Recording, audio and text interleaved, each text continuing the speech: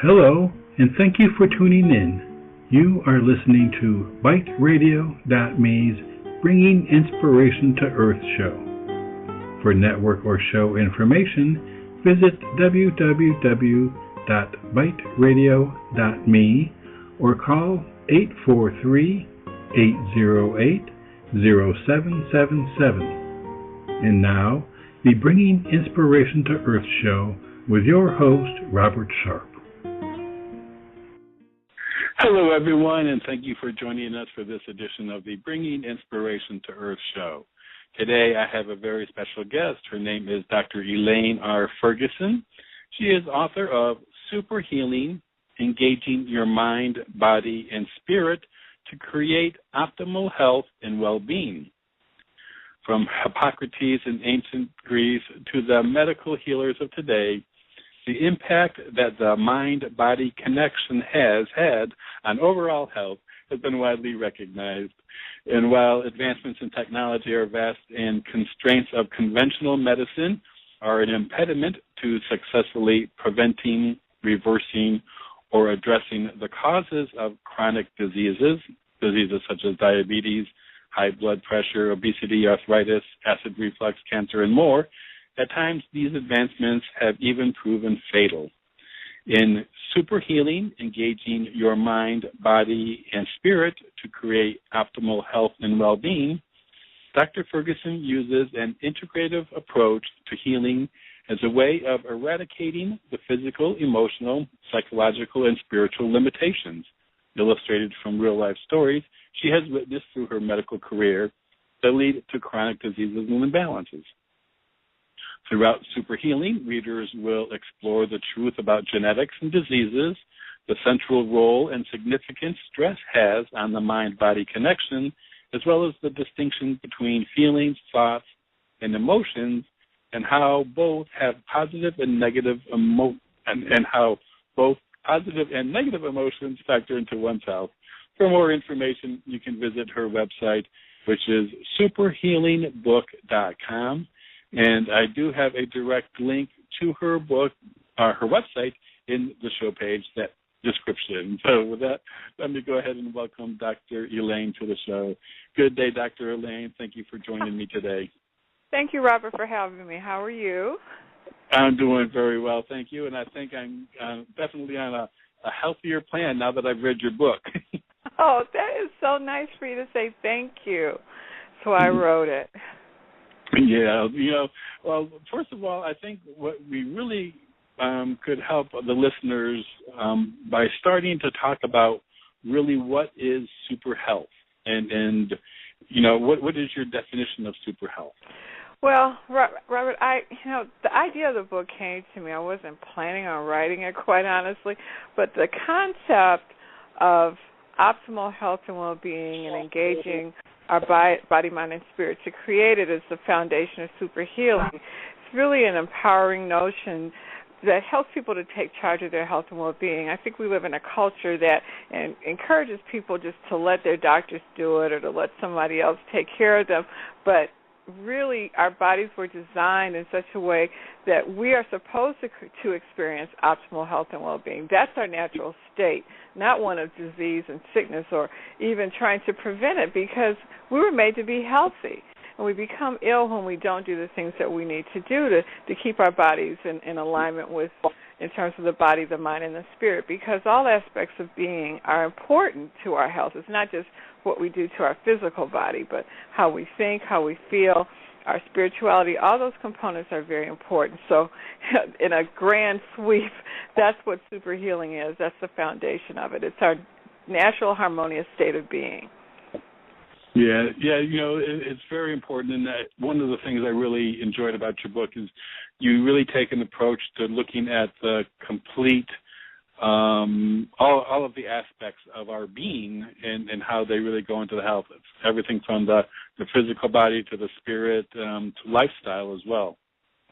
Yes, they're all very important, and I think one of the other things that sets the book aside is that I start from the premise that we really have a very remarkable body. And, you normally don't hear about the body in those terms. We just think about what's going wrong or why it isn't working right.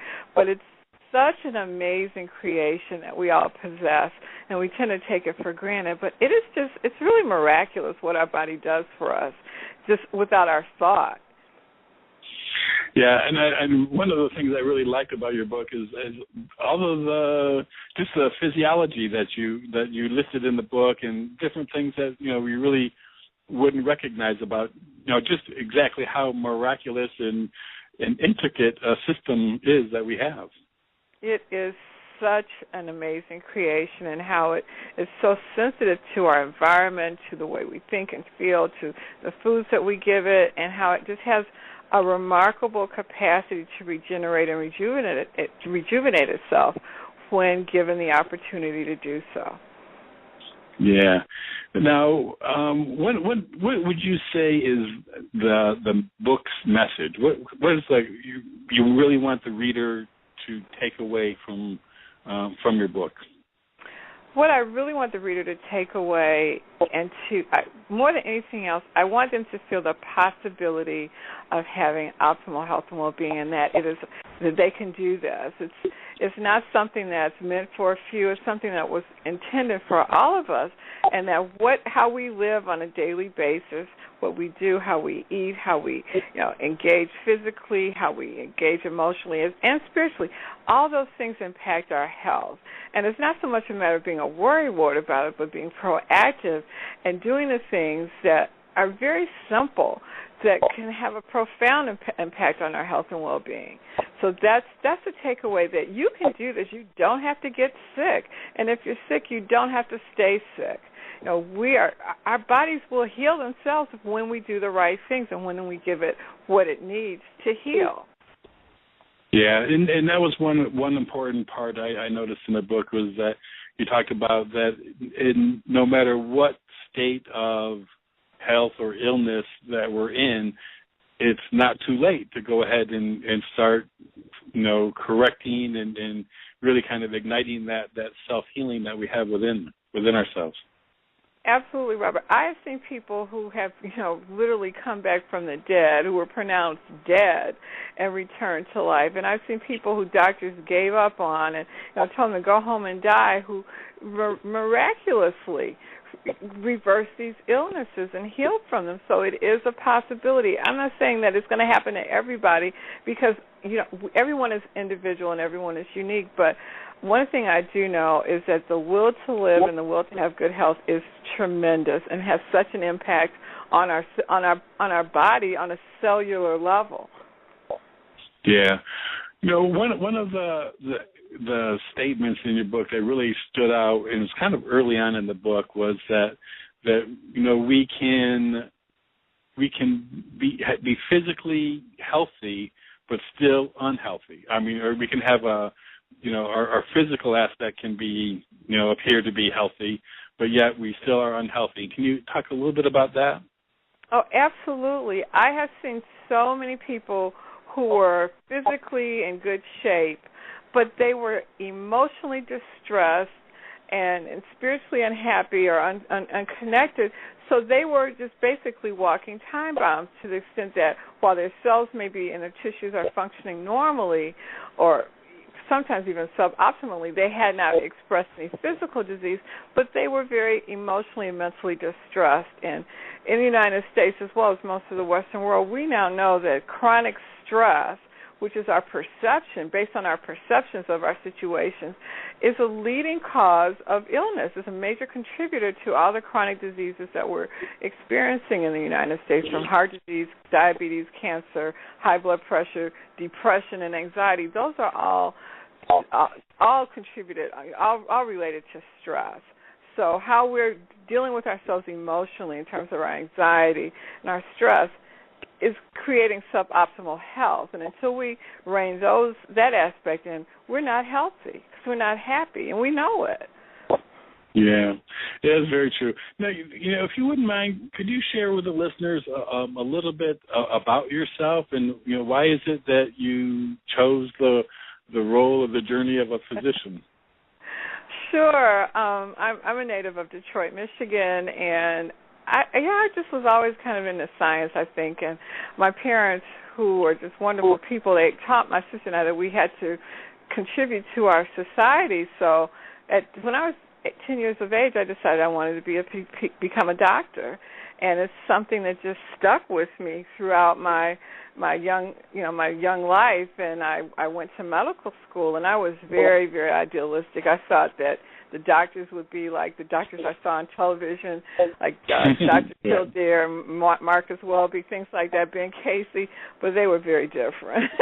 And medical school was very focused on disease and treating diseases with drugs and surgery, and I kept waiting for the health lecture to occur or the nutritional lecture to occur, and that never happened. And I wanted to. I saw people were emotionally distressed when they were in the hospital, so I would ask questions as what happened first. Did their emotional distress contribute? And I was told no, there were only 7 psychosomatic diseases. We know that's not the case now.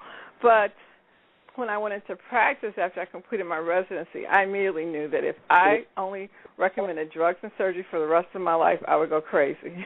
So I knew I knew there was something more, and I became a vegetarian when I was in medical school, and I saw the health benefits that I had experienced from doing that. So I just started looking into nutrition and then other forms of healing, such as mind body approaches, and it's just all kind of come together over the years. And fortunately, there's been a lot of research to confirm the ancient truths that our ancestors knew from around the world about the mind, body, and spirit connection and health. And that's been what has propelled me to this point and sustained me. There's so much good information to share with people that I feel is empowering and uplifting.